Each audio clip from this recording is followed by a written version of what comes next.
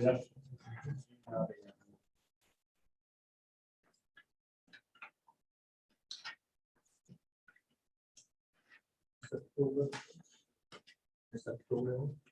Yes, we're set to go, Angela. We're set to go. Yes. Good morning. We're just going to call the procedural bylaw review committee meeting to order on Wednesday, March 16th at 11 o'clock.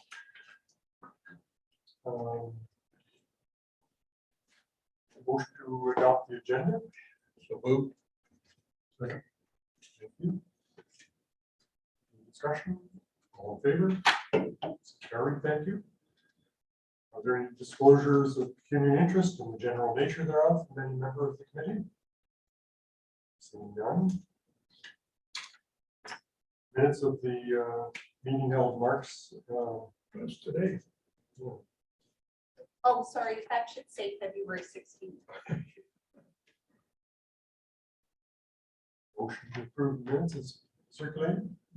Bruce, thank you. Second, Jared, thank you. Sorry, and my apologies. They're actually the minutes of February 23rd. We're just having fun with you. So with those minor changes, then moved by Bruce, seconded by Jerry. Approved. Discussion. All in favor? Carried. Thank you. No deputations. For reports.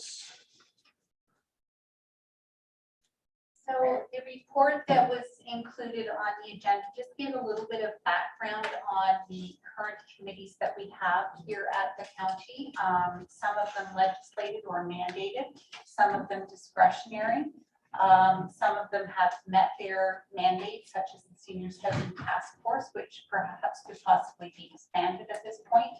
And then there were a few advisory committees that could potentially see some changes, which were the Planning Advisory Committee, the CDAP Committee, and the Chief Administrative Officer Performance Appraisal Review Committee. So that was just a little bit of background that was meant to help the committee in its discussions today when we go through the proposed changes.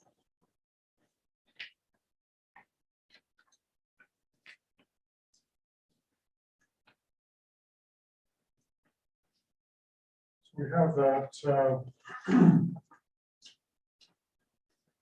start on the roundtable discussion. Yes. So the first item on the proposed changes, options for considerations thing, was to add an additional ad hoc committee meeting, such as the committee of the whole. So we're going to call that the committee of management meeting of Fairmount Home. So the county council is legislated under the amalgamation order of 1998 that you are the committee of management for Fairmount Home, and along with that comes some responsibility.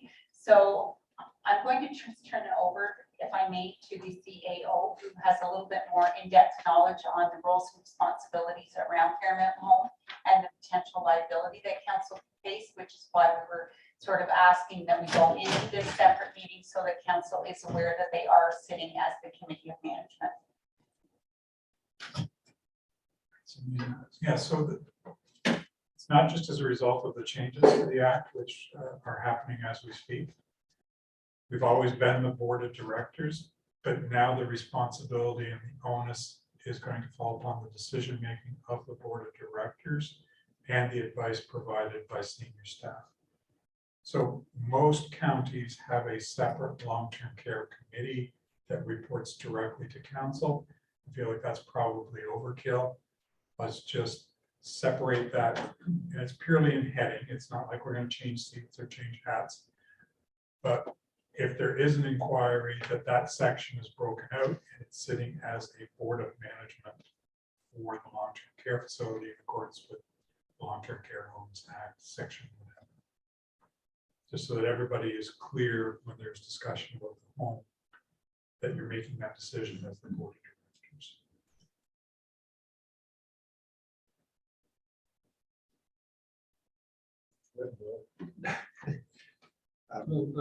Through you, Mr. Chair, I'm just trying to distinguish how having a committee versus, because I mean, most committees are made up of more than 8 people in a lot of situations. There's only 8 members of the county council.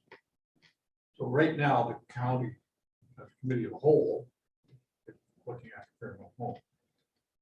I'm trying to get in my head is what's the advantage or disadvantage of having a separate committee rather than county council?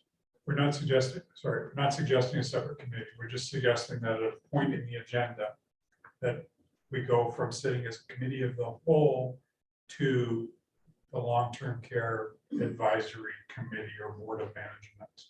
So that there's a distinction in the agenda when you're talking about that home, because if there is an inquiry over the actions or the recommendations of staff or the decisions of council, then it will be a discrete part of the agenda, not interwoven in 5 different spots.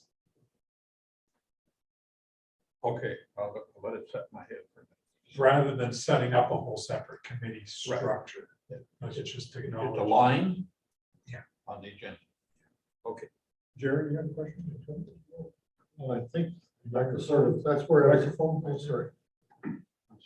That's where I was headed. I was going to ask Kelly if this was going to be like a separate section of county council to sit down as a committee of the whole, or if it's a committee, Fairmont Homes, and then move on back into committee of the whole. It's not that at all. I understand that. Yeah, I think we would just give it a heading on the agenda and put any long-term care home reports back to back to back on the agenda. So that you know you are sitting as the board of management. And having said that, the reason it can get complicated at times, because let's say we're talking about a general policy of the county. It may apply to long-term care, but it also applies to paramedics or planning staff, for example. But where we're talking about staffing levels or the strategic plan, or you're going to have to approve the infection prevention and control plan for the home, that you would be sitting as the board of management. And functionally, I don't think it, the same decisions will likely get made. But when the ministry does an investigation, not when, not if, when the ministry does an investigation, it will all be there in one part of the agenda. So I could get my head around it again, Mr. Chair. This basically becomes more of a housekeeping issue, putting it more in a package to make it more readily available. Yeah, Okay. and far more efficient than just setting up a whole new committee. Okay. So just a quick question then, if, as an example, if there's nothing happening with Fairmont Home, any part of the agenda, this will show on an agenda. So everybody on council then becomes a committee member on this. You are already. We are already. Yeah, the council is the board of directors Yeah. for the home under the long-term care homes act. Okay. Through you, Mr. Chair, again, to Kelly, is that as a result of the restructuring order is mandated through the province that we are responsible for providing a long-term care facility. Right? And it's always been accepted. I remember years ago, there used to be a Fairmont Home Committee because we met down at the courthouse. Yes. And they did a report. So I assume that wouldn't be much different if it was necessary. Except there was 29 members then, now there's only 8 of us. So, okay, good enough. Thank you. So we'll move on to the next item. So the next item was just some housekeeping as well around the discussions that we've had in terms of whether or not the board may vote or have the discretionary ability to vote or not. So I did reach out to my clerk's group. So it's actually section 246(2) of the Municipal Act that states that a no vote, or sorry, a no, not voting is considered a no vote. But after further reading that, it really only deals with when it's a recorded vote. So section 246(2) of the Act only deals with recorded votes. So if it is a recorded vote, then a no, if you abstain from voting, then that's considered a no vote. So any other time when voting is happening, if it's not a recorded vote, any actual member of council can opt to just abstain. So it's up to us to put it in our procedural bylaw, whether or not you're going to permit councilors to abstain from voting, as well as provide the warden with the discretionary ability to not vote.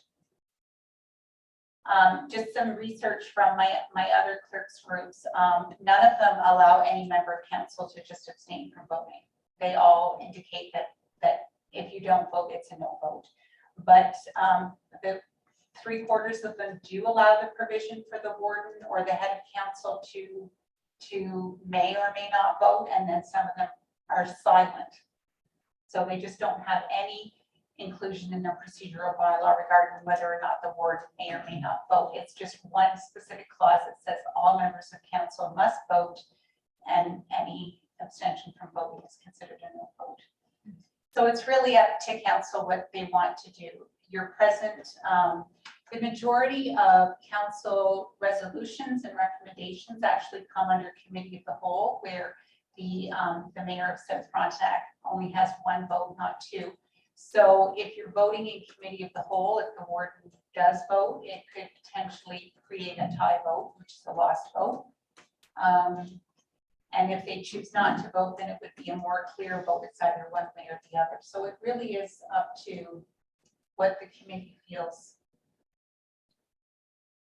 The majority of them do, as I said, allow the head of council may or may not vote, but some do not. So it's really up to council. And again, in our position, in our council composition, it does have the potential to create a tie vote. So my own, I guess, experience is that mayors or wardens have not traditionally voted. Councillor Warden Doyle being one of the exceptions right now, where he chooses to vote each time. And I guess the situation where there is a 4-3 split in, then the warden effectively could either by, I think would have to declare whether his decision to carry the vote determines how to vote, essentially. It's silent, maybe, but it determines how to vote. So if there's a 4-3 vote, he declares the motion lost, then he's voted one way. If he declares it carried, then it's voted in the other way.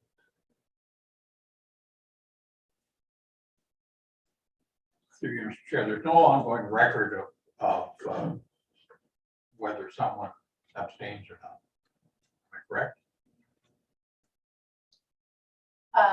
Well, we've never had it actually come up with us. I've never sat in one of our council meetings where a councillor says, well, I'm just not voting. Pardon? I'm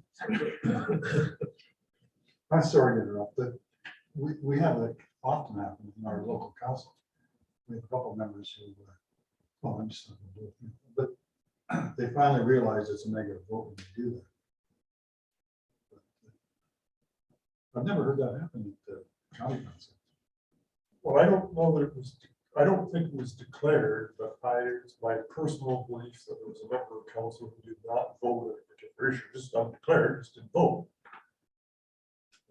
I think, through Mr. Chair, I think there's a difference here at the county presently than most of our local municipalities. First of all of our municipalities have an odd number around the table. Here we have an even number.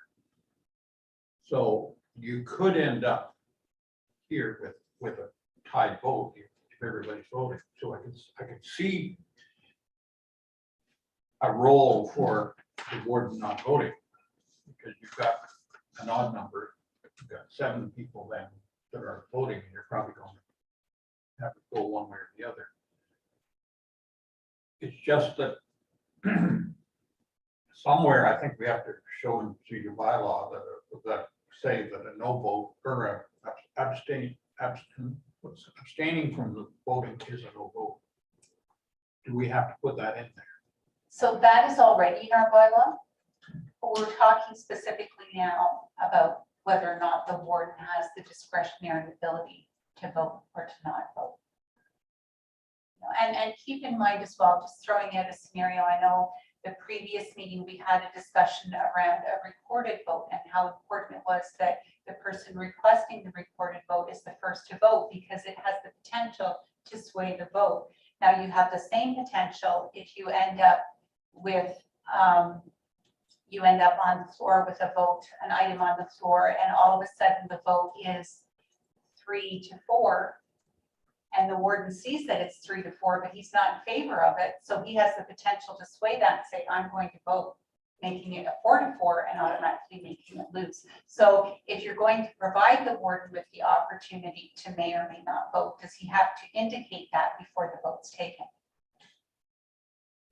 I would suggest that I don't want to remove the ability for the warden to vote, but I guess my own experience is that the head of council typically does not vote in most matters, and but could. I mean, oftentimes, if there was a 4-3 vote, and if I were sitting in the chair and I didn't want the motion to pass, then I would declare I'm voting against the motion. The motion would be lost as a tie.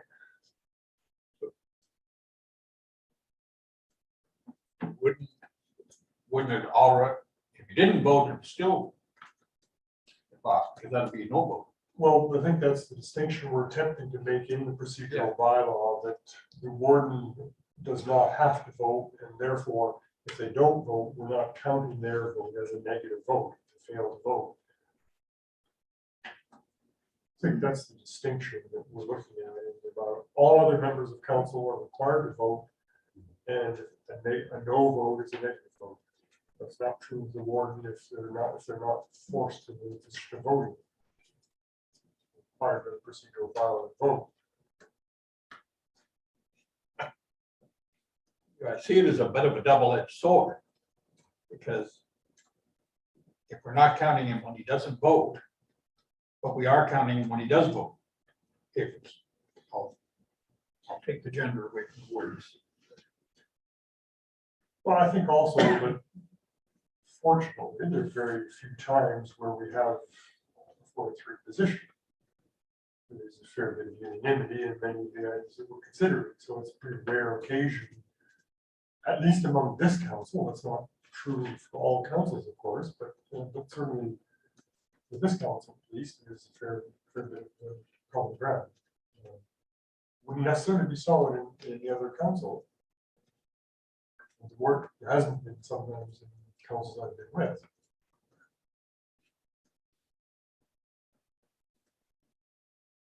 I always felt it was important that I voted when I was mayor, and when I was warden, I always voted, because I always felt that in situations where I was mayor, I was the only individual that was actually elected by all of the people in the community. Whereas each of the councilors were only elected. We're elected in the ward system. So I just felt it was important that I vote on it, and I carried that on when I was warden of the county also. So whether we change it, if it hasn't been a problem, why do we develop one? So just to clarify, we did, the current procedural bylaw provides the warden with the discretion that he may or may not vote. And then at the previous few meetings, I had indicated that I couldn't find anywhere in the municipal act that allows that, so we opted to take that out. Now I'm coming to the committee saying I was wrong. That is permitted under the municipal act. So do you want to continue to leave it in? That was, and I do apologize. I would suggest, Mr. Chair, in the hope of moving forward, and let's leave it. And when we bring this procedural bylaw back to the county as a whole, if it's an issue or some member feels that it's an issue that should have went somewhere else, then we can readdress it. Fine with me, I'm comfortable leaving it. Yeah. Jerry? Well, just like, there's somewhere we can highlight that, so just drop back to the highlight. Yeah, so once we're finished all of this, there will be a full call this I got you, I understand what you're trying to say. reviews and options, similar to the one that's on the agenda now, that's on every agenda, that includes all the amendments that council has made. So where the committee has made, so where the committee took that out, I will go back and revise that and put a little note that and highlight it, saying the committee reconsidered this at the meeting on March 16th, and it's being put back in. Thank you.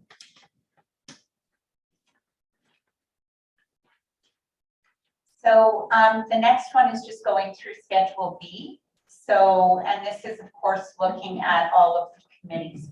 So Schedule B1 is the Joint Accessibility Advisory Committee. So it is a mandated committee. It's legislated under the AODA. So there are no changes to that if council is agreeable to that. First, our committee. The next one is the Seniors Housing Task Force. So this was developed back in 2014 to the townships had come together wanting to each establish a seniors housing development on each of their localities.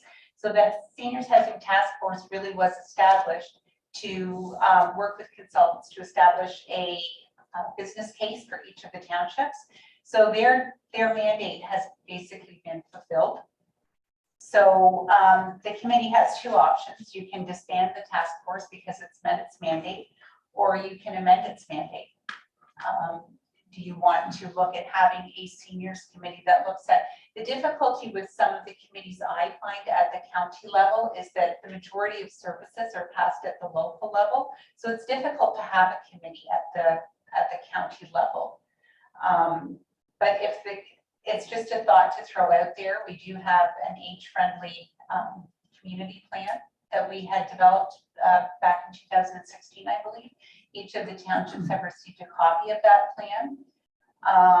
I'm not sure if anything's being done with it, but again, all of those recommendations in those age-friendly plans really address the local level. So there isn't a whole lot that we can do at the county level, but I see our director of planning, Mr. Gallagher, is here. I'm just not sure, Jill, is there anything we can do at the county level in terms of age-friendly developments that we would want to change the mandate of the Seniors Housing Task Force, or leave it alone and leave it at the local level?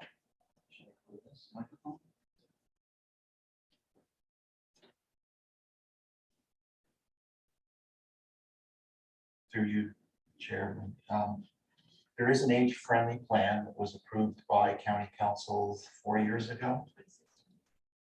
There's policies in the new Central and Frontenac official plan that talks about any redevelopment in the villages considered age-friendly infrastructure, which is really accessible parking, adequate sidewalks like we see in Charlotte Lake, those kinds of things. There hasn't been any direction from council on actually putting budget monies in front of the age-friendly plan, so I don't know if there's anything we can do at the county level. Thank you. So again, my recommendation would be to disband it, but it's a committee call. Through you, Mr. Chair, when I was reading the information, I was feeling that most of the responsibility of housing has been turned over to the municipality, the local municipality. So what are the options in regard to if we disband this, how quickly can we reassemble it if an opportunity comes along? Let's say for an opportunity to apply for funding for seniors housing, but it has to be done through, say, the county level. Can we put it back together very quickly? It only takes one meeting to put it back together, or it could be delegated to, say, the planning advisory committee that's already going to be dealing with planning issues, regional issues, and Regency areas. So my recommendation, Mr. Chair, would be to disband. I'm comfortable to see it disbanded, and particularly if you have to amend its mandate to function ahead, then perhaps we disband it. If it turns out there is a need for some other seniors activity that we then look at striking a new committee should council wish to do so for some important issues. All right, thank you.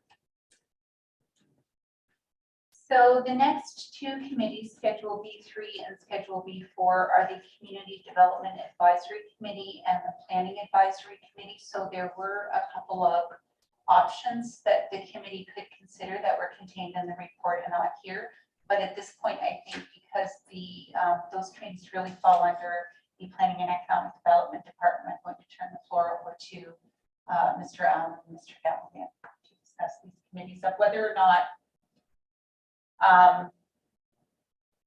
they should be folded into one and disband the CDAC, or Can they work together? Yeah, no.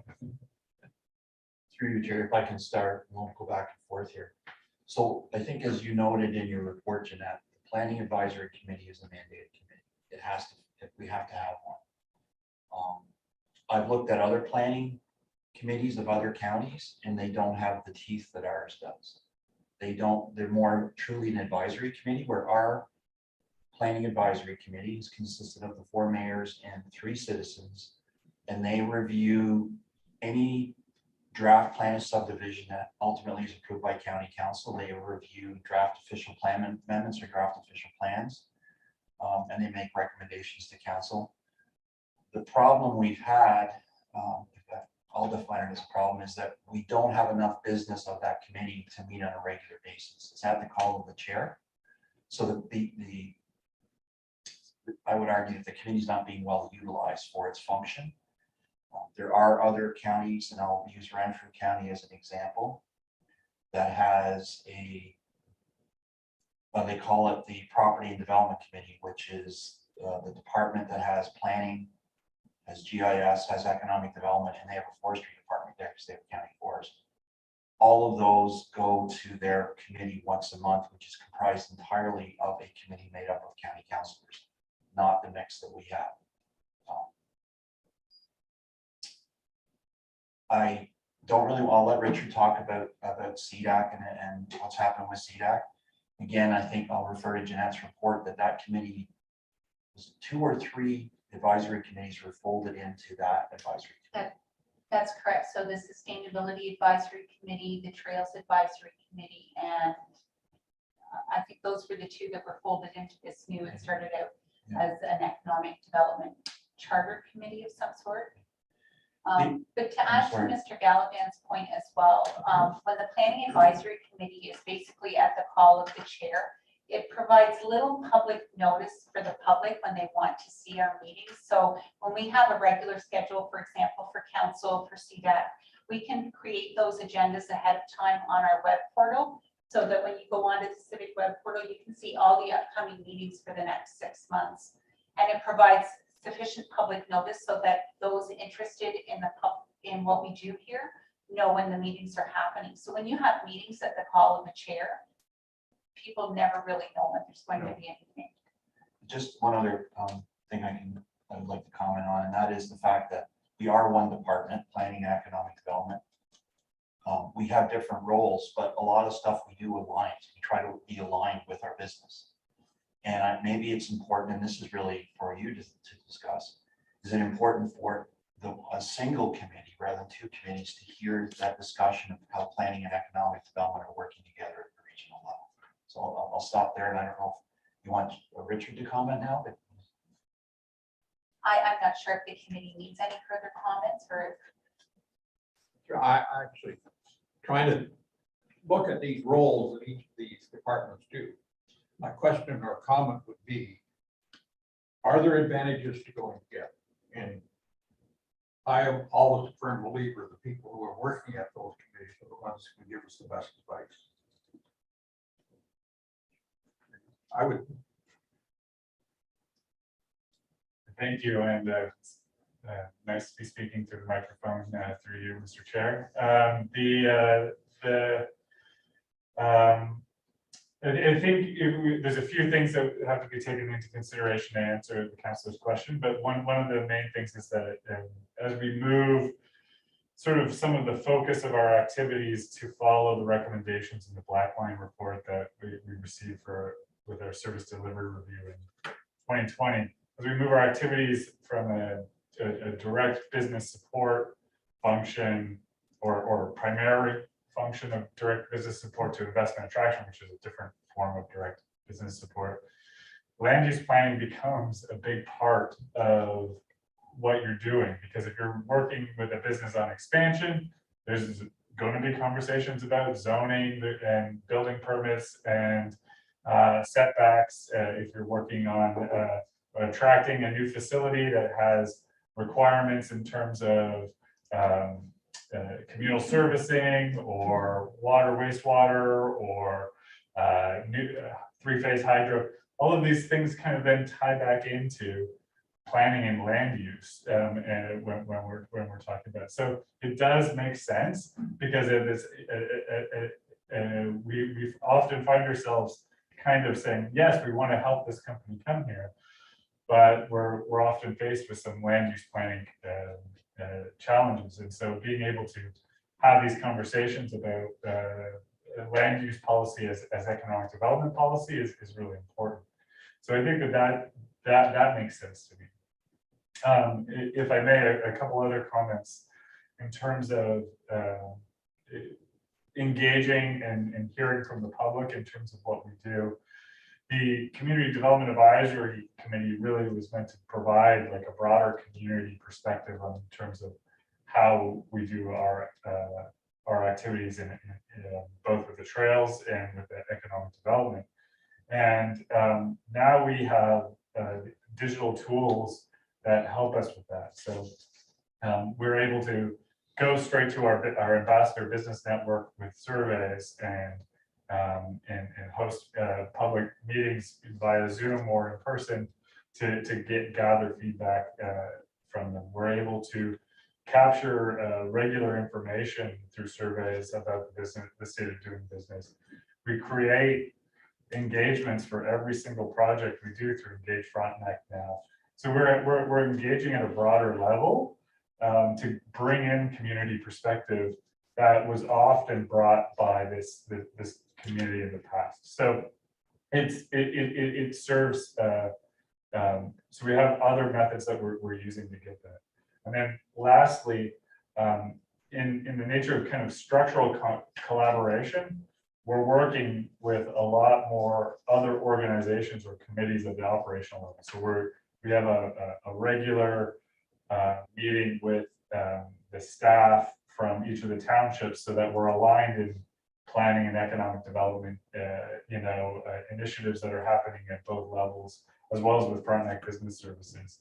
We're working with 2 regional tourism organizations on tourism initiatives with regular meetings at the regional level. So with our neighbors who are engaged in tourism on an almost monthly basis. And so we're engaging in all the time in some ways. The other piece is we're starting to create these sector teams as part of a way to engage businesses. So we have an agricultural sector team that we're doing with the city of Kingston, where we engage with a group of businesses to understand what their needs are and bring them back. And then we're doing that as well with tourism and food and beverage, and the structure of this was brought to county council through the Community Development Advisory Committee. The question I would say is, can that policy development or program oversight happen in a single committee, or do you need to have separate committees for that in terms of this? It's probably not something that should go always directly to council, but it is something that you have to consider. All right, Gary. My question is, I guess, Richard, who this community, well, see that, who sits on that committee? Like who physically sits there? Jeanette, we have 6 members of the public and 2 members of council. So. 2 of council. Yeah. Whereas I think we have 4 mayors and 3 members of the public. So are you suggesting we should, if we were to disband CDAC or fold it into planning advisory committee, would we be changing the makeup of the planning advisory committee, the people who sit on that committee? That's it. At your discretion. That's okay. That's right. Yeah.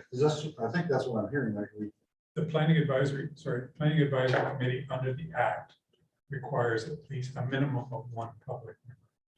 Okay. So it can't be just council. So, Joe? go ahead. That's correct, yes. So there has to be at least one, but other than that, it's at the discretion of council how to set that up. I guess my thought is that we don't want to lose something by folding it into planning advisory committee. Because we're gonna lose that citizen input. Yeah. If we do that. And it's mandated that. It's mandated, we have it, yeah. Right. The difficulty is we've got two committees and neither one of them has a full agenda. They Yeah, go months without, and then I understand. you have a planning advisory committee that deals with it. And 2 months later, the community development advisory committee deals with it. So there is a question of the makeup on the planning advisory committee, then if we fold CDAC into that committee, is that right? Because you do need that citizen input, I think you do. Rather than 4 mayors. Well, it's required. You have to have citizen input. Now, the act says one, but it's the discretion of council. It could be all citizens and one councillor. Or, Oh, okay. so the recommendations will come back to council. I make a suggestion here that we make this recommended change that's coming from staff. If there's not enough for either committee to actually meet on a regular basis, why don't we pull them together as a test case? And if we find we're falling behind in either of the portfolios, we can go back and reassemble the committee that we've had in the past. Is that a possible suggestion here, Mr. Chair? Or you can appoint working groups if there's like, you want to look at a specific issue, community improvement plans, for example, you can appoint a working group similar to what we've done with other committees.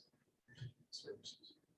Through you, Mr. Chair, I just want to make sure that we don't lose the momentum of either of the groups going forward, knowing what they're trying to achieve. If from administrative point of view, putting it together, but we can still achieve the same mileage time, I'm all in favor of that. Yeah, I currently sit on the CDAC committee, and I think there's some value there. But also, when I looked at the mandates between the committees, the Planning Advisory Committee is also dealing with implications of economic development within County Frontenac. So I think there's a lot of overlap between the two committees. When you look purely at the name, the Planning Advisory Committee, it seems a bit strange that they're looking at economic development matters. Those pure aspects of economic development, I mean, I understand there are issues that manager of has indicated that there are certainly some areas where planning becomes involved with economic development because the advice of planning services to move forward with expansion of the business or creation of the business as well. I just guess I'm not sure entirely how the two fit totally together. I'm curious the mandate that would evolve, where we would lose some of the things, how the committee would be structured, and when this would occur. This council term possibly, something before that. So there's some questions that I see are relevant. So sorry, that would have been the intent that the procedural bylaw would be passed and it would come into force the first day of the 15th day of November 2022. So it takes effect when the new council comes into term. And by that point, all of the committees, appointees, their term would have ended anyway. So we actually start advertising for appointments to the committees in September, so that they're ready to go for approval to council. They typically go at the January meeting because council's inaugural meeting was in December, but now with council's inaugural meeting being at the end of November, likely the appointments to boards and committees would come in December. So we would start advertising in September, late September, early October. I would suggest, Mr. Chair, is we make the suggestion. This is all going to go back to county before it's adopted anyway. And make the recommendations in the new procedural bylaw. I have no problem with it. I'm hearing, whether I do hear some stuff, but these managers could work together. So why not try it and see what the discussion goes before it's adopted by council? Any other comments on the matter? So I just would have one other thought, and maybe I can turn to other staff about this as well. So is it possible that we come back to either a future meeting with a potential mandate of the merged committee? Or do you want both mandates sort of merged into one? One way or another, there's gonna have to be, if we're combining the committees, there's gonna have to be a revised mandate presumably. Or eliminate duplication. Yes. Right. So I assume that there have to be efficiencies forward. So if there's recommendations, I would suggest, Mr. Chair, if the managers have recommendations for this going forward, let's have them before we actually adopt this thing by council as a whole. I think it's reasonable to have to develop a combined terms of reference and bring that back to the next meeting. I think that's a reasonable suggestion. We can bring back a revised terms of reference that melds the two, make sure that your concerns are addressed. I guess the only other aspect would be, what do you see the committee composition being right now? It's 4 mayors can be, for example, 4 members appointed. Mayor of the warden is always ex officio, so it could be 4 plus the warden.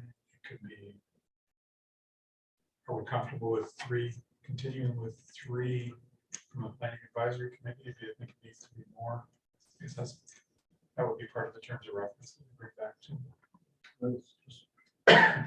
To Kelly's point, I think we should ask Richard how much actually input he gets from these citizens, the 6 citizens.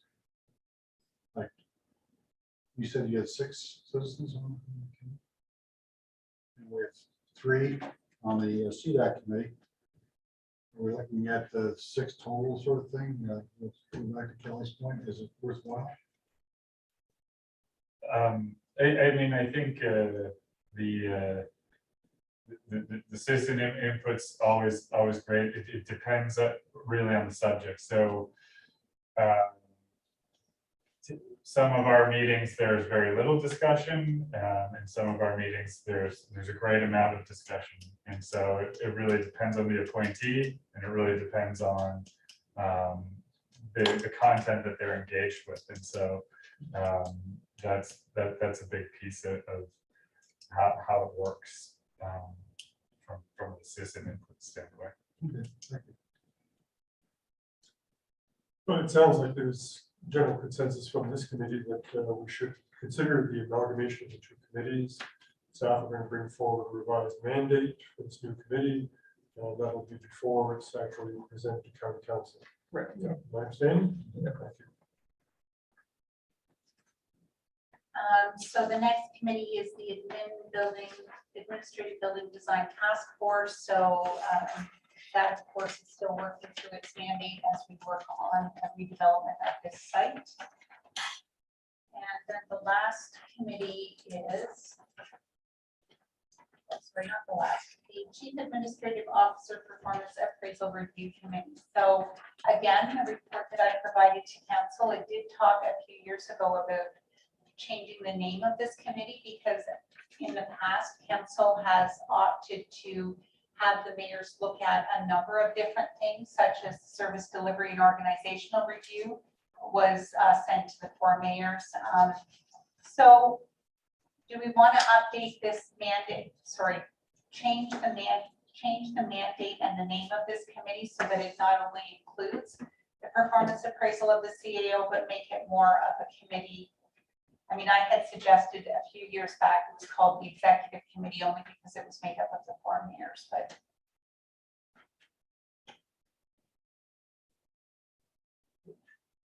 And I only say that because there's been a number of times where council has sent things to the CAO Performance Appraisal Committee to review because it's made up of the 4 mayors.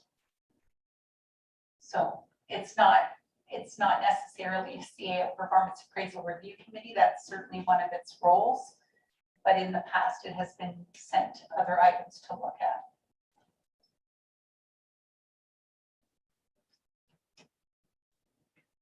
I'm somewhat uncomfortable with there being an executive committee essentially that, depending on what their role is, if it's an actionable role, then I would have some concern with that to essentially bypass council. But if it's purely advisory or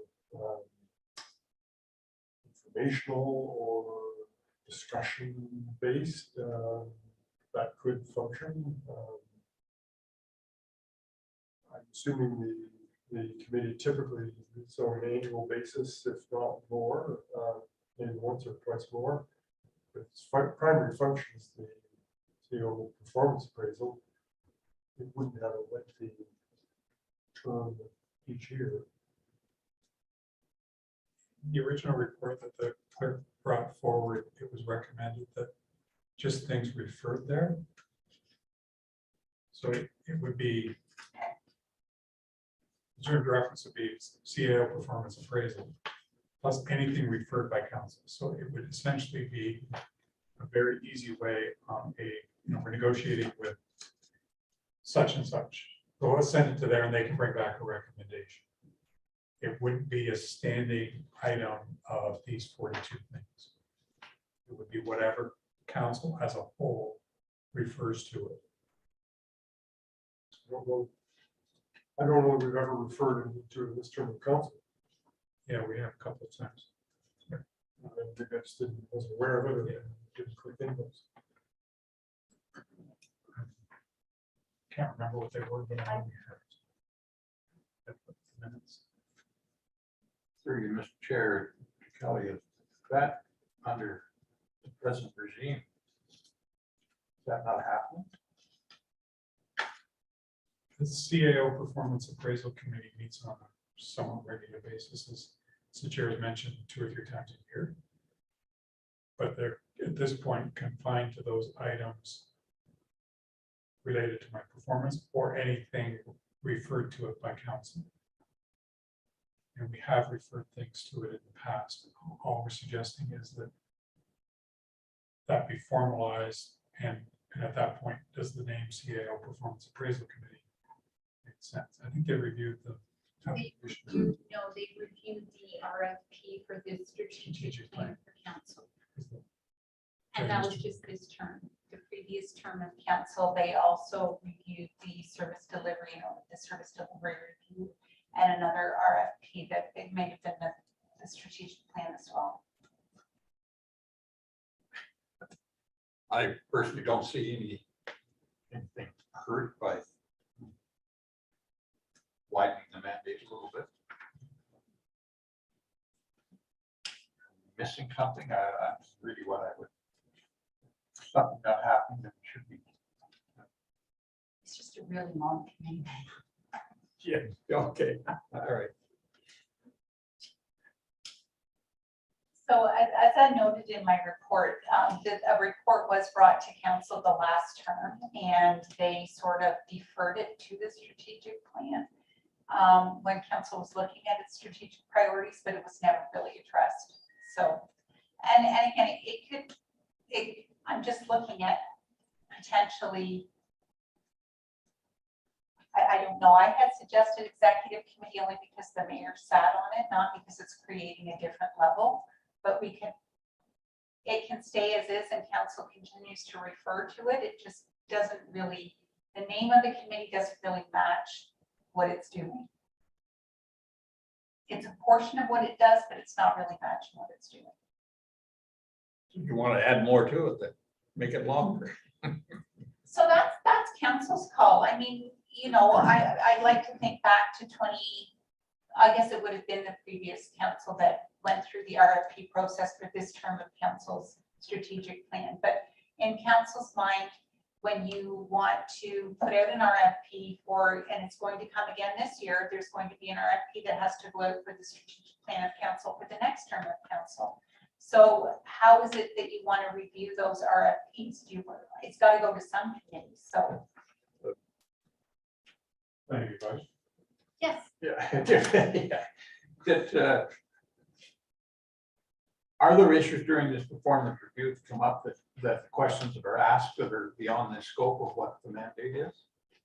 Not currently. Only if it's referred by council. Correct. That's the question. Great. This, we're talking about the CAO performance review. My concern is if our CAO should decide to retire, which a lot of people do. Who was on the selection committee? Is it the same group of people? I would assume so. Because you're going to use the same parameters for selection committees you use for CAO. I don't believe it's, sorry, I don't believe it's in the current terms of reference, Okay. but it's fairly typical that council appoints a search committee, and that search committee reports back, and then all of council interviews the final two candidates. So that's how they did it with me anyway. There was a search committee, and then all of council interviewed the final two. Wouldn't they use a group? CAO, would that be an extra contract, which would bring recommendations back to the committee of the whole? I don't know. It'll be 20 years from now, Bill, so don't worry. Okay. For me or you. Yeah, Bill, not in our lifetime. So one of the things, I appreciate the comments that our clerk has made, is that it's a long title and doesn't always reflect what's happening. If you wish to call it an executive committee, but the mandate should be described differently, essentially to outline the things that the committee's doing. The other point I guess I would raise is since this committee is making a recommendation to council that any member of this council can serve as warden, do we also wish to change that, the makeup of this committee, that 4 members of council could be elected or appointed to this committee as opposed to just the mayor? That's probably a good point. If you're going to make one recommendation, if you're going to make one recommendation, there has to be a domino effect in some of those other areas. That you're suggesting that the committee be appointed to review that. I'm From all members. I'm okay with using the name executive committee, but I want to make sure that it's clearly is purely advisory to council. It is not in and of itself any authority to. How about executive advisory committee? There's absolutely no authority to do anything outside of county council. What about just administrative procedures committee? Yeah, take the word executive out of it. I just thought of that only because it was 4 mayors at the time. But if you're looking to update the mandate so that it now becomes the opportunity for any member of the council to put their name forward to that committee, then why not just make it administrative procedures committee, administrative committee? It's inclusive. Everybody's included. So just change it to administrative committee.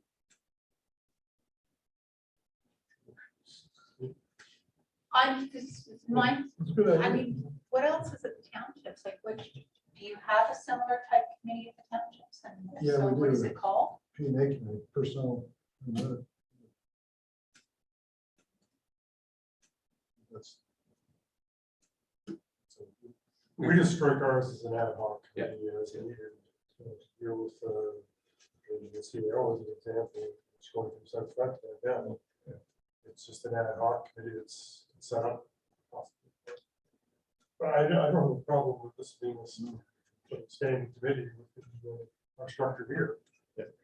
In most of the time, we're not replacing CAOs on that basis that you would actually have a committee that would meet on a regular basis. So it has to be an ad hoc. We have our HR committee, which deals with all of those issues in regard to all personnel, including CEO. We have a personnel committee, and in our township, we have a personnel committee, and I'm committee chair, and I've been doing it for years, and it's just part of the committee's job. Yeah. So we do it. So under our HR policies, any hiring or personnel matters are through the CAO. The only hiring that council actually does is through appointment of bylaws, the CAO. So it's not like I'm not, Well, I'm lost as to. Well, our council don't do any hiring, Oh, not, our CEO does the hiring. But our personnel committee, okay, that's not quite true, because our personnel committee actually select the CAO with a recommendation from council, because that's the head of corporation.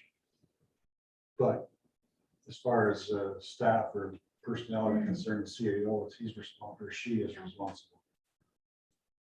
The only other additional duty council related to staffing is reviewing the collective agreement and the labor relations strategy.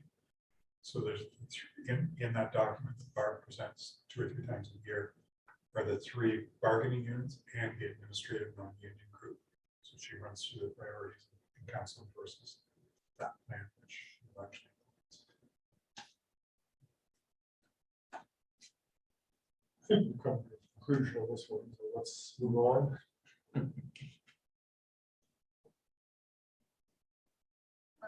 and the last one, sorry, was the communal services governance operations model review committee.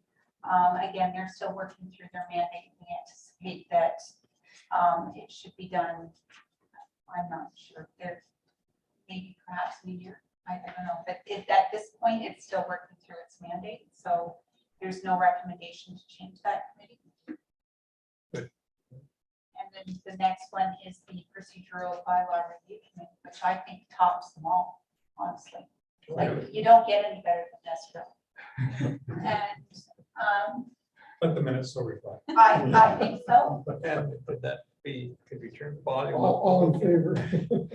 So typically, you would review your procedural bylaw once a council term. So we're coming up with a new one. This committee will be required in another 3 or 4 years to review the next term of council. But again, other things could be referred to it. Like if council thinks that there's something's not working right and they need, rather than sending staff back to do a report, do you want to have a committee? Just My agenda.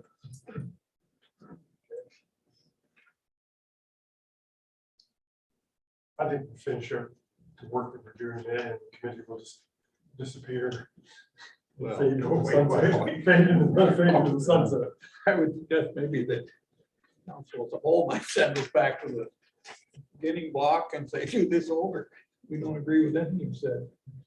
So one of the things that we can do both for perhaps like committees that are reaching the end of their mandate, like communal services, procedural bylaw, and the administrative task force, they will send a final report to council.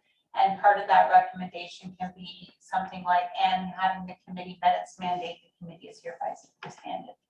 And it can be disbanded in the resolution there.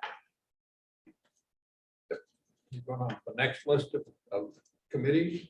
So Schedule C are the external boards and committees where we have county councillors appointed to. So there's the Kingston Frontenac Library, Public Health, RULAC. We still appoint to RULAC, even though the committee isn't meeting. We do need appointees in case a meeting is called. And the Algonquin Land Claim Municipal Advisory Committee, I'm not familiar with that. If it's still, We haven't met in probably 6 or 7 years. John Ingles was. John our- Ingles, yeah.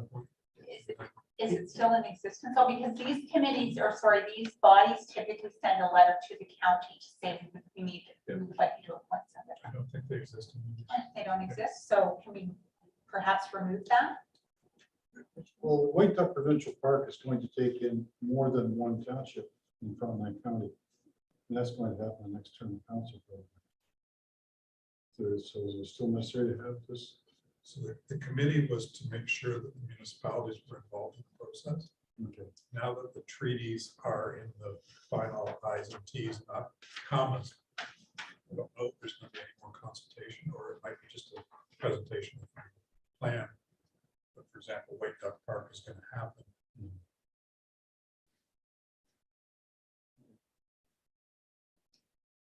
It does involve Central Frontenac as well as North Frontenac. That's right. And portions of some. I would suggest that it's a committee that could be restructured very quickly, that it may be restricted to Central and North Frontenac or whatever the local interest might be, because I do know that the land settlement. And no movement that I'm aware of. Well, recently. we've had quite a bit at our council. The size of the park has been expanded within the last 6 months to include part of Bill Lake. There's a lot of private property involved, so the land mass has changed in the last 6 months or so. So there is a controversy. So through you, Mr. Chair, maybe we eliminate that here and the local municipalities would have to address whatever issues there are at that time. At this point, it's site by site. It's not what are the big frameworks, which was the original purpose of the committee. So, and out of these, out of these 7 committees, which typically gets a council appointment, at this term of council, you only appointed people to the Kingston Public Library, KFLMA Public Health, Housing and Homelessness, and then the Food Policy Council of Kingston Frontenac on Paddington. So we didn't actually appoint to the land claims. We also did not appoint to the Frontenac Youth Justice Advisory Committee or the Rideau Corridor Landscape Strategy Steering Committee. So there was no appointments made to those. So we can just remove them out of the procedural bylaw, or you could leave them there. It's either way. It should be removed. Which ones are you removing again? So that would be the Algonquin Land Claim Municipal Advisory Committee, the Frontenac County Youth Justice Advisory Committee, the Rideau Corridor Landscape Strategy Steering Committee. Those would be the ones that are removed.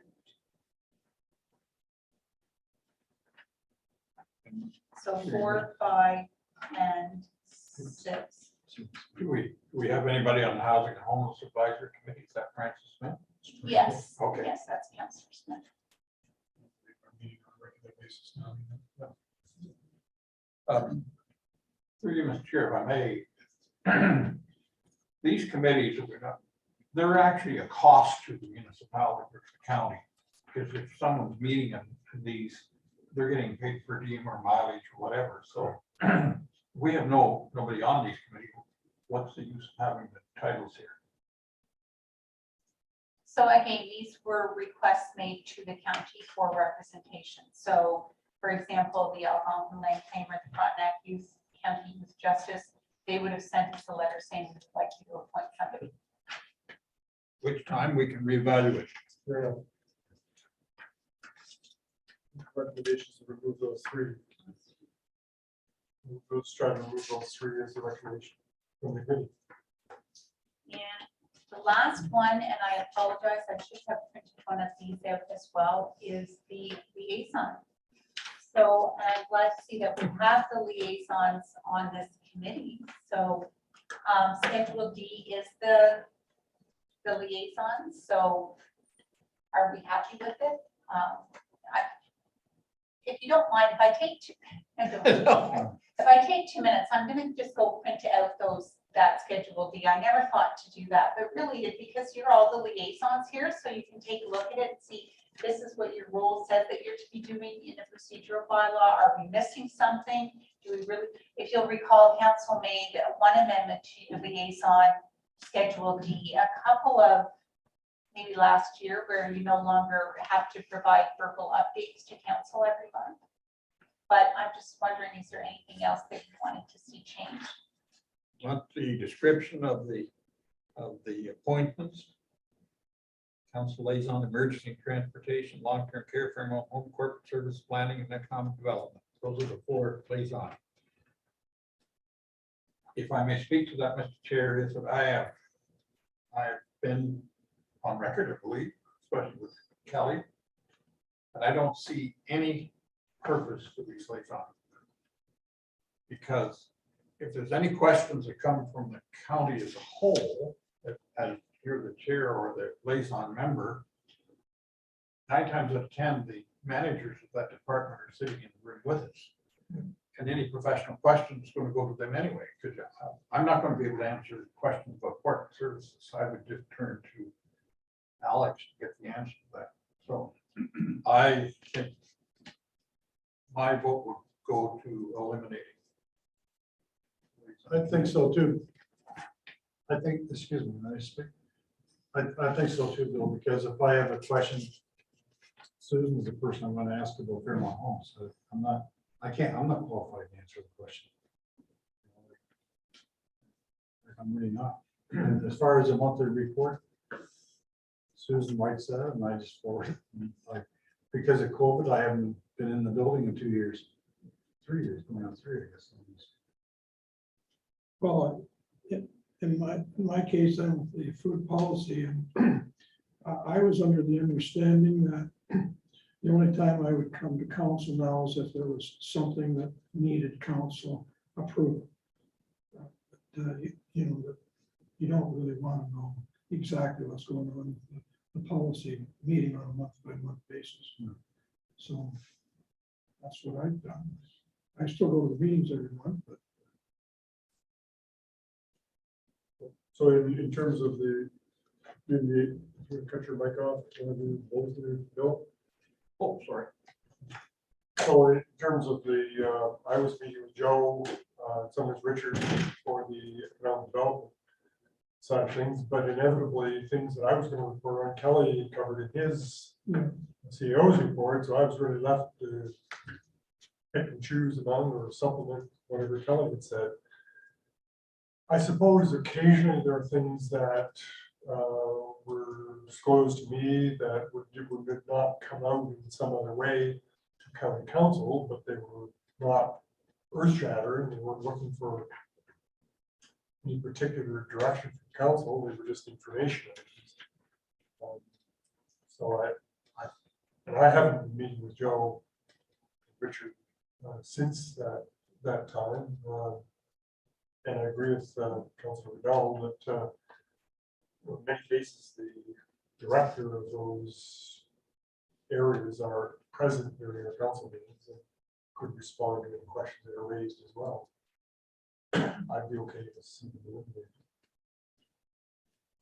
In the way of follow-up, Mr. Chair, is that I believe, and somebody can correct me, that these positions were created after the extra appointee to county council. But notwithstanding, if we're going to suggest, and the way that the procedural bylaw is written is that the only people that can serve on those liaison committee are the second member of county council. So if we're putting forward that all members of county council can run for mayor, I think by eliminating this this group or that line in the procedural bylaw that it's restricted to second members, I think we just have to eliminate those and open up the other borders. So the council liaison was in lieu of, we used to have 2 meetings a month. We used to have a committee of the whole where there was the in-depth conversations. When Bud Clayton was warden, he eliminated that and we went with this process, which is what Northumberland County uses. So that was just as I was arriving, the change happened. So the idea was that the 4 committee liaisons were the council experts in lieu of having those very detailed administrative discussions that used to happen at committee of the whole. In the nearly 8 years since then, I think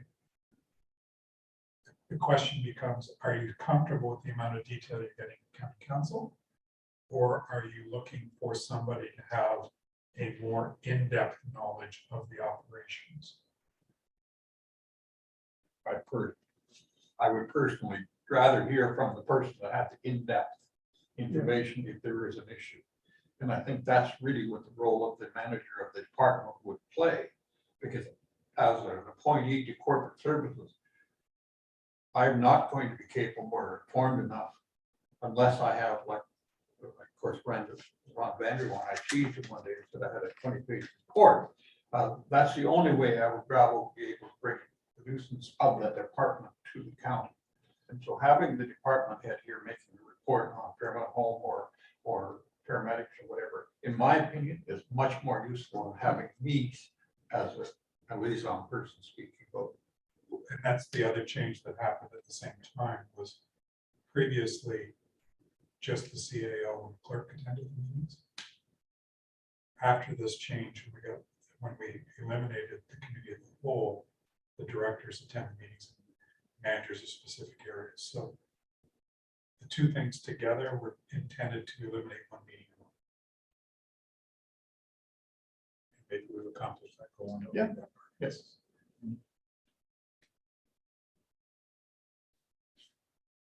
I think there's general consensus that we would eliminate these liaisons.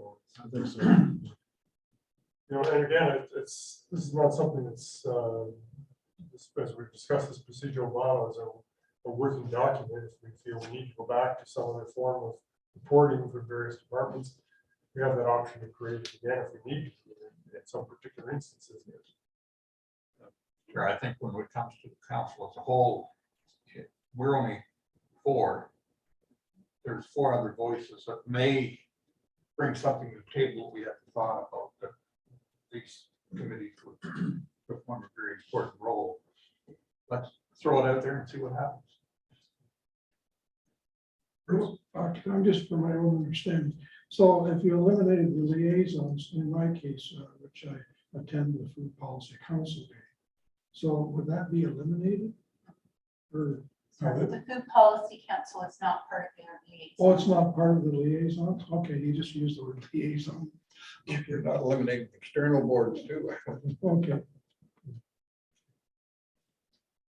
I'm just wondering if I could maybe add something as well, a piece that perhaps you may not be seeing, and again, it's certainly the committee's decision, but sometimes when staff bring things to council, if council doesn't actually live it and see it, you don't always understand what we're trying to express. And one of the biggest things I've seen in the change in council, more so the last term and this term as well, is the liaison work done, for example, with Fairmount Home. So Fairmount Home has come in the past, looking for additional staff, which council at some point did not support. But the minute that the liaison went in there and saw the amount of work that goes into having to take a resident through their day, was that you, Jerry, or was that? And you actually see, how much work it is to take a resident through their day. And you get a better understanding of this is why staff are coming to us. This is why they're advocating for the 4 hours of care. This is why they're advocating for this.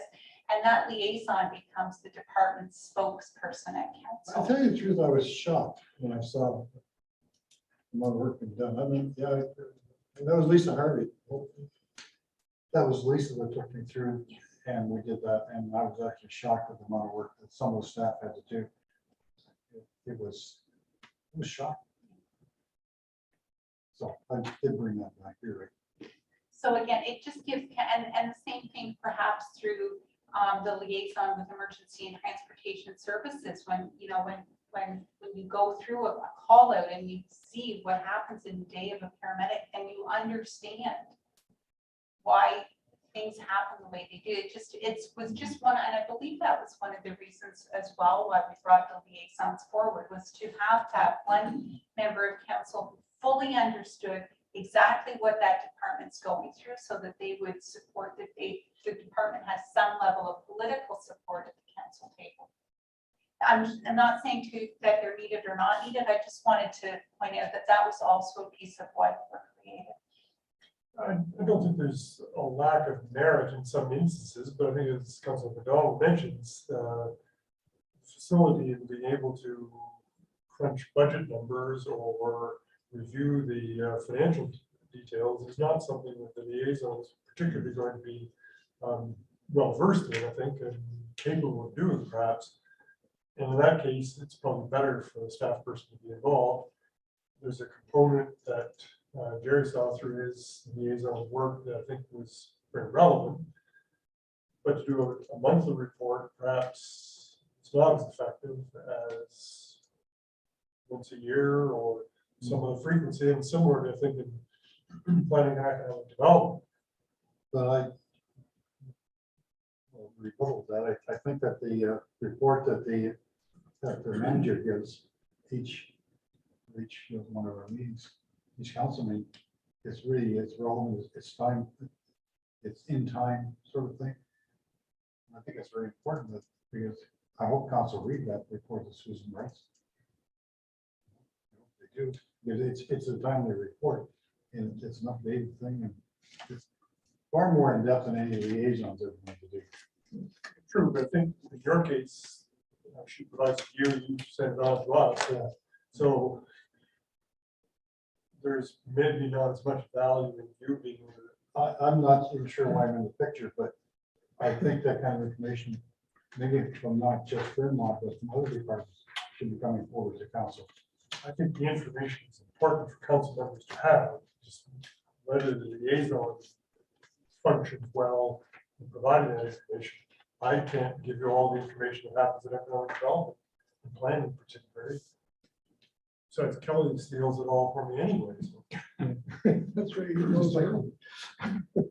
So if I could ask just one other question as well, because it's been noted, you know, and just so that you get the whole picture, because it has been noted that you haven't met for the last 2 years. And there's a reason for that, because we've been in COVID and, you know, a difficult situation. But prior to that, when you actually did sit down and have your monthly one-on-one meetings with them, were they beneficial? No. Okay. Not for me. It was for me.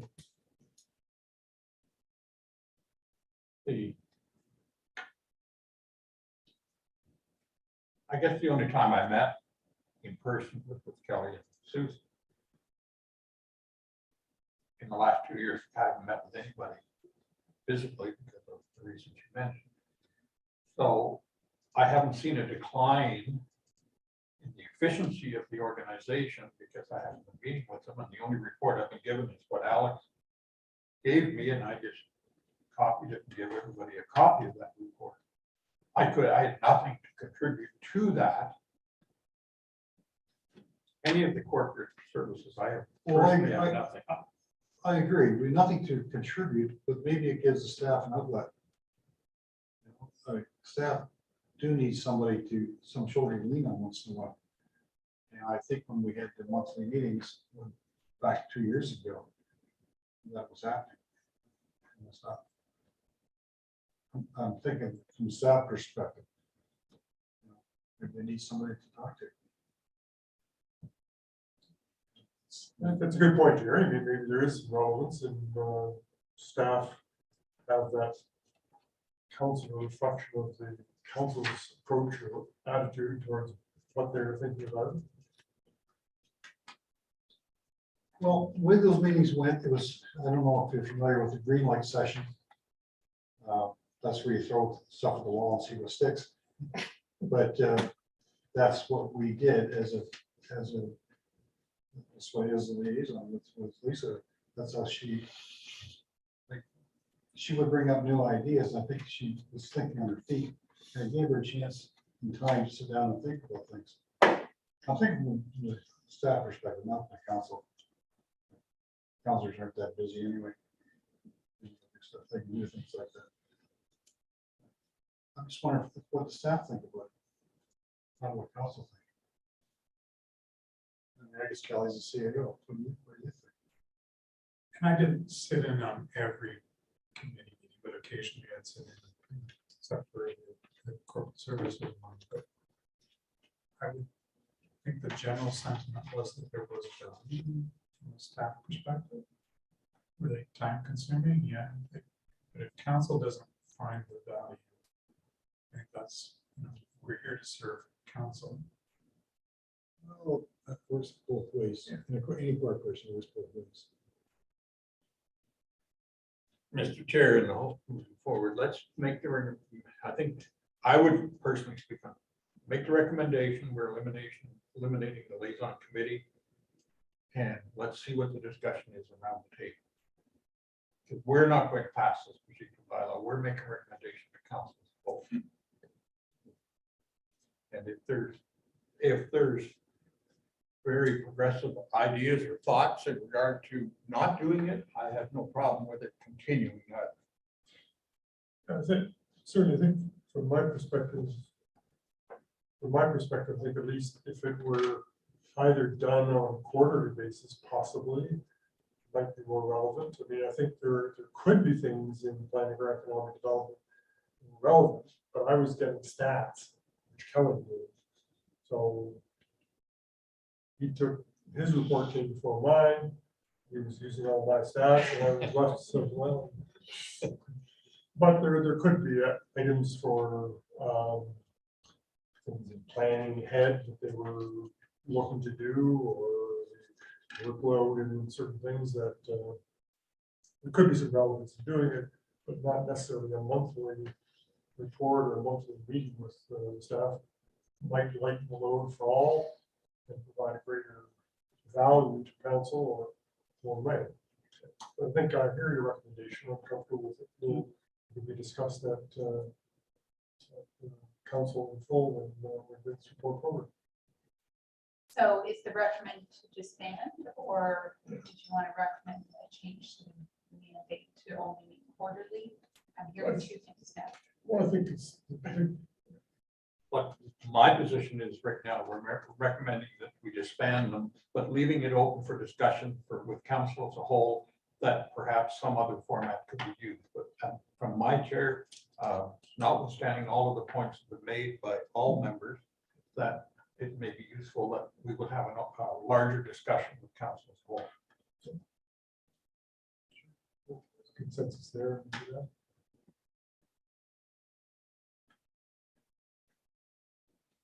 Anything else for the committee today? Sorry, no, there are, so that was it through the procedural bylaws, so then, but before we come off of committees, I'm just going to throw this out to the committee. Are there other committees that you think would be relevant? I just didn't want to let you lose that opportunity. I don't think there are any, from staff perspective, we couldn't think of any, but again, it's your council, so. Are there other places where public input is perhaps missing? It's a little bit more difficult now because we do have the Engage Frontenac website where we can engage a wider and broader audience than just a committee, but I just didn't want it to go without asking a question.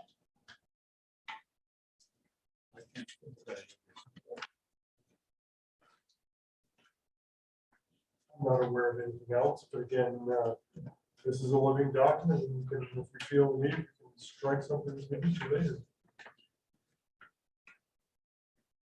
So I have nothing further then, so just perhaps our next meeting, we can, I can bring forward the full amendments that the committee has made and show perhaps a draft of what a new procedural bylaw might look like. And then any other housekeeping items that we may have missed. If anybody thinks they've missed anything or I've missed anything, we can just take one last look at them as well. So the next meeting would be on April the 20th. 20th. Again.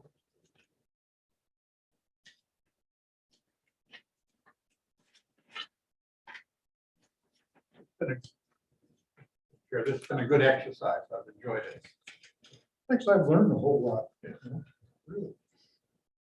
So I'm really glad to hear that actually, because I threw it out to the EODFWC clerks group to see who else has reviewed their procedural bylaw and done it through a committee structure. So you're all the guinea pigs and they're all looking to me now to say, I'd really like to see how it's going, how is it working? So I think I can give them some positive feedback that I think the committee did a great job and again, very interesting and a learning experience. Well, we as a group, I'm sure would be comes to the fact that if the mileage is right, we might go and advise them if it's far enough away from hotels. As experts. So one of the things that had come up that Councillor Martin had raised, and we agreed to discuss, Yes. was the term of office for warden. I'm so Yeah, sorry, I certainly. missed. And I just thought of it just now, so. Well, that hasn't come forward yet, though. Well, not yet. He advertised that on, or my mayor advertised that on Facebook, that he'd like to see a 4-year term of warden for the mayor. I guess we're still on. Who said? But so I thought it should be, the committee should be aware of it. It was a procedural change. If the matter came forward to our committee, and I think we agreed to deal with it in this meeting. It came up towards the end of our meeting last time, and we were needing to move on. I think we just agreed to move forward, so I think it was left to come forward, and that it would come back, presumably it would come back as a recommendation from this committee. My feeling, Mr. Chair, was that if that was a recommendation, that will come out when the county as a whole actually reviews the procedural bylaw. That we change the term of the elected warden. I personally am not in favor of going to a 4-year term, but that's my position, that I like it a year at a time. I'm not in favor of a 4-year term, even. I think it works great the way it is. I'm not in favor of 4-year term either. Mr. Chair, the only recommendations I think that we made in the procedure bylaw was that the office of the warden be open to all members of the council, not just to the 4 mayors. Which, to turn it on its head, means that if you have the confidence of this committee, you could be 4 years, but you need to be elected every year. Absolutely. Which is Peterborough County, for example, J. Murray Jones has been the warden for 7 years, but he's elected every single year. Absolutely. I think in the discussions that happened was that if Al wants to run for warden in consecutive years, you simply express that and put your name forward and let the members of council decide. So, Don't we decide each year? Like, it isn't automatic. Is it? no, you know, I mean, if It's a gentleman's agreement. It is. it is now, Not ignoring, you've got a lady. it's decided for 4-year term. Sorry about that.